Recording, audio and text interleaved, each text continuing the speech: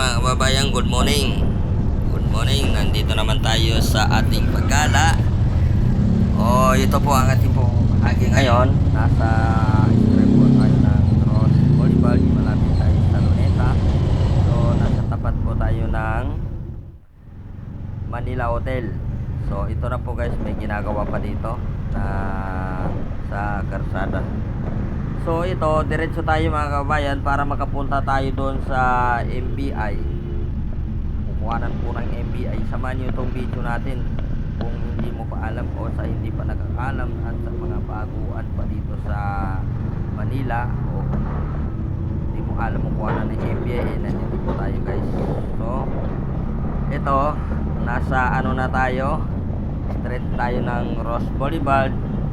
Kung nakikita nyo lang ito, nandito na tayo sa Rizal Park. Yung Rizal Park, ito po yung sinasabi na Luneta yan mga kababayan. Pag narinig mo Rizal Park, Luneta na ito mga kababayan, no?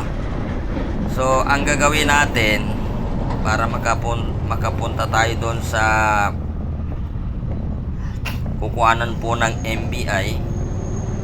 So pagdating natin dito sa DM Calao,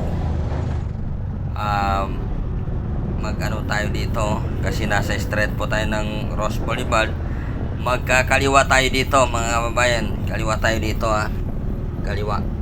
Ito ang dadaanan natin, straight po ng DM Calao ito. Sa DM Calao tayo mga kababayan.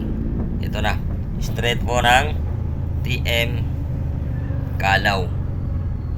So kung hindi mo pa alam, ulitin ko, ito yung straight ng DM Calao. Pwede rin dumiretso ka dito, matutumbok lang dito mga kababayan sa DM Calao ay LRT o makatagos ka rin ng UN. Ang kukuhanan ng MBI mga kababayan nasa UN. Okay? So ito, nakikita naman natin na wala naman traffic ngayon na morning. Okay naman, dali ng ating pong sasakyan. Pag dito ka po galing, no, sa Ross Boulevard, ang una po rin natin mga dito sa street po tayo ng Mabini. Ito, sa kanan nating street po na Mabini, ito, corner na ito mga kababayan. So nandito na tayo. Ang unahan nito ay Magsaysay.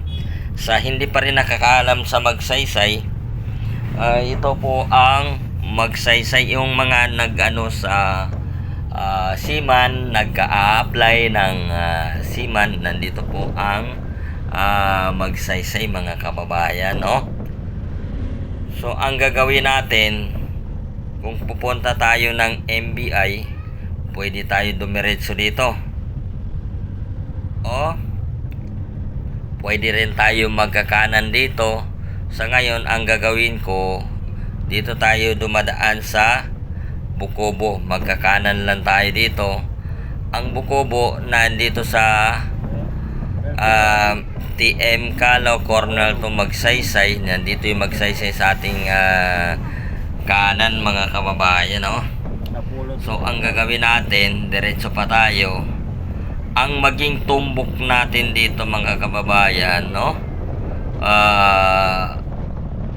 matutumbok natin dito ay UN. Alam mo ba, sa UN mga kababayan ay dito po ang diretso ng kukuhanan ng MBI. Kung tayo dito mga kababayan, magkakanan tayo o ang gagawin natin, magkakaliwa tayo. Okay, para dito tayo mapupunta sa diretso po ng LRT o ito yung straight po ng UN mga kababayan. So sasabihin ko lang sa inyo kung saan po ang kukuhanan ng MBI. Sa hindi pa nakakaalam, pero yung kung nakakaalam lang mga kababayan, okay lang mapapanood mo ito, okay lang hindi na. So hindi pa nakakaalam kasi marami rin nagtatanong kung saan ba yung MBI. ang kukuhanan po ng MBI. Ito na po mga kababayan. Malapit ito mga kababayan sa LRT. LRT. Ito sa problema niya ng parking, kung paano makapark pag kumukuha ng MBI. Meron naman napaparkingan dito sa gilid katulad mga ito. Nakikita niyo ba ito sa ating kanan bahagi? Kanan bahagi natin mga kababayan, nakikita mo yung mga sasakyan doon. Ang tricycle naman na sasakyan mo meron din dito. Mapaparkingan dito sa gilid na ito. Nakikita niyo mga kababayan, no? Nasa ating bandang kanan, maraming nakaparking dito na mga sasakyan, no? Walang problema sa parkingan. Pero ang pagkakaalam ko lang mga kababayan, no, may bayad lang ng 50 pesos bawat isang motor o parking mo dito. Isa lang motor yon. Pag nagpapal ka dito, kailangan nakahanda naman ang 50 pesos. Ang 50 pesos, yun po yung pambabayad sa pagpark mo dito.